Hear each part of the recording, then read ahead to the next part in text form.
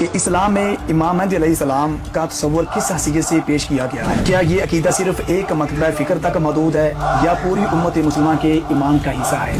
یہ صرف ایک مکتبہ فکر کرنی، یہ نظریہ پورے عالم اسلام کا ہے، بلکہ عالم انسانیت کا ہے۔ نجات دہندہ کے دور پہ آنے والے شہزادے کو لیا گیا، فرزند رسول امام مہدی اجل اللہ تعالیٰ فرض شریف کی ذات گرامی قدر کو نجات دہندہ کے طور پہ لیا گیا۔ یہ مولانا ظفر اقبال صاحب مسلک اہل سنت کے جید عالم دین ماشاء اللہ، انہوں نے اپنے استاد عظیم وقار سے سارا کچھ لیا اور انہوں نے آگے وہ دیا۔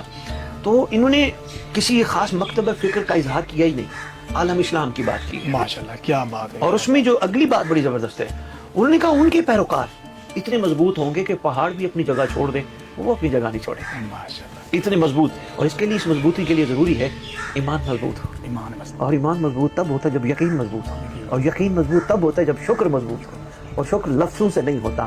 ہمارے بھائیوں نے اہل سنت خطوں میں لکھا ہے کہ سرکار جب تک نہیں آئیں گی قیامت بھی نہیں آئے گی، یعنی قیامت رکی ہے اس بادشاہ کے انتظار میں، اللہ نے روک کے رکھی ہے جب تک یہ نہیں آئیں گے، جب تک یہ آ کے زمین پہ۔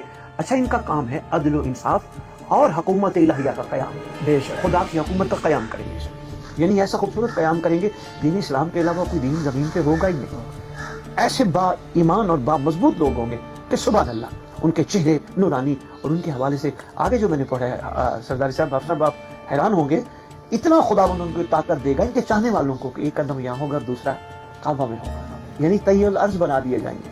تو اس کا تصور بڑا بہتر انداز میں عالم اسلام کے جملہ اس میں موجود ہے ماشاء اللہ۔